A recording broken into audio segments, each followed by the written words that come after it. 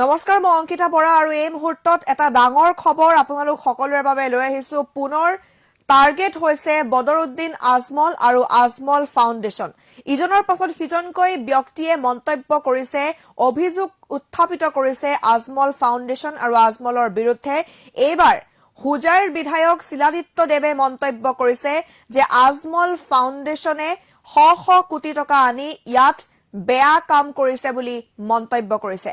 আমি জনাইছো আপোনালোকক এই মুহূৰ্তত এবাৰ আজমল ফাউণ্ডেশ্যনক লৈ বিস্ফোৰক মন্তব্য আগবঢ়াইছে শিলাদিত্য দেৱে। এবাৰ টাৰ্গেট কৰা হৈছে পুনৰবাৰ আজমল ফাউণ্ডেশ্যনক। ইছলামী সংগঠনৰ পৰা কোটি কোটি টকাৰে বিল্ডিং আৰু মাদ্ৰাছা বনালে আজমলে, এই মন্তব্য কৰিছে শিলাদিত্য দেৱে। দুখীয়া মানুহৰ হৈ একো কাম কৰা নাই আজমল ফাউণ্ডেশ্যনে, এই মন্তব্য আগবঢ়াইছে শিলাদিত্য দেৱে। আৰু লগতে তেওঁ কৈছে, ভাৰতবৰ্ষৰ লগতে অসমৰ বুকুত জেহাদী ফৰ্চ তৈয়াৰ কৰাৰ কাৰণেহে এইবোৰ টকা খৰচ কৰা হৈছে। এই বিস্ফোৰক মন্তব্য আগবঢ়াইছে আজমল ফাউণ্ডেশ্যনৰ বিৰুদ্ধে বিধায়কগৰাকীয়ে। আৰু তিৱা স্বায়ত্তশাসিত পৰিষদৰ যি নিৰ্বাচন আছে, সেই নিৰ্বাচনৰ প্ৰচাৰ অভিযানত গৈ এগৰাকী বিজেপি দলৰ প্ৰাৰ্থীৰ হৈ তেওঁ প্ৰচাৰ চলাবলৈ গৈছিল। আৰু তাতেই হুজাইৰ সেই বিতৰ্কিত বিধায়কগৰাকীয়ে এই মন্তব্য আগবঢ়োৱা শুনিবলৈ পোৱা গ'ল। আজমল ফাউণ্ডেশ্যনৰ বিৰুদ্ধে এফালে হিমন্ত বিশ্ব শৰ্মাই বিভিন্ন মন্তব্য কৰিছে, অভিযোগ কৰিছে, তাৰ পাছতেই সত্যৰঞ্জন বৰাই বিভিন্ন অভিযোগ উত্থাপিত কৰিছে। আৰু এইবাৰ শিলাদিত্য দেৱে আজমল ফাউণ্ডেশ্যন আৰু আজমলৰ বিৰুদ্ধে এই বিস্ফোৰক মন্তব্য কৰিছে। তেওঁ কৈছে যে দুখীয়া মানুহৰ হৈ কোনো কাম কৰা নাই আজমল ফাউণ্ডেশ্যনে, আৰু অসমৰ বুকুত জেহাদী ফৰ্চ তৈয়াৰ কৰাৰ কাৰণেহে বাহিৰৰ পৰা অহা সেই কোটি কোটি টকা খৰচ কৰিছে বুলি মন্তব্য কৰিছে। তেওঁৰ মন্তব্য আছে, আমি আপোনালোকক আগবঢ়াইছো। আজমল ফাউণ্ডেশ্যনে যে শ শ হাজাৰ হাজাৰ কোটি টকা ইমান বছৰত তেওঁলোকে পালে বিদেশৰ পৰা, আৰু বিদেশ মানে কি, চব ইছলামিক ফাণ্ডামেণ্টেলিষ্ট গ্ৰুপছবিলাকৰ পৰাহে টকা তেওঁলোকে পালে। আৰু সেই টকাবিলাক ক'ত গ'ল?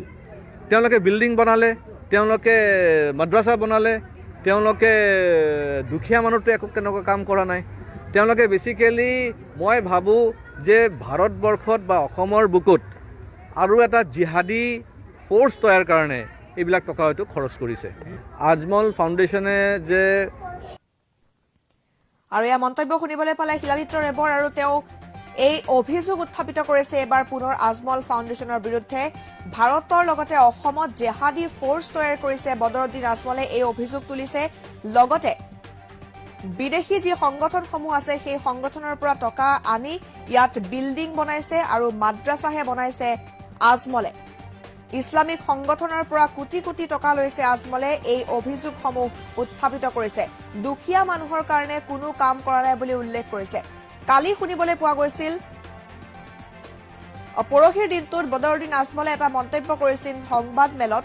তেওঁ উল্লেখ কৰিছিল, যদিহে হিমন্ত বিশ্ব শৰ্মাই প্ৰমাণ কৰিব পাৰে তেনেহলে আজমল ফাউণ্ডেশ্যন বন্ধ কৰি দিব বুলি তেওঁ মন্তব্য কৰিছিল।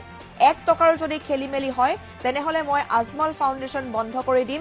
আৰু যিসমূহ অভিযোগ উত্থাপিত কৰিছিল সেই অভিযোগক নস্যাৎ কৰিছে বদৰুদ্দিন আজমলে। কিন্তু ইজনৰ পাছত সিজনকৈ লোকে এতিয়া আজমল ফাউণ্ডেশ্যনক টাৰ্গেট কৰা দেখিবলৈ পোৱা গৈছে। আৰু এইবাৰ হুজাইৰ বিধায়ক শিলাদিত্য দেৱে এই বিস্ফোৰক মন্তব্য আগবঢ়াইছে। ইছলামিক সংগঠনৰ পৰা যি টকা আহে সেই কোটি কোটি টকাৰে বিল্ডিং সাজিছে আজমলে, লগতে মাদ্ৰাছা বনাইছে, দুখীয়া মানুহৰ হৈ একো কাম কৰা নাই, লগতে অসমৰ বুকুত জেহাদী ফ'ৰ্চহে তৈয়াৰ কৰিছে বুলি অভিযোগ উত্থাপিত কৰিছে বিধায়কগৰাকীয়ে।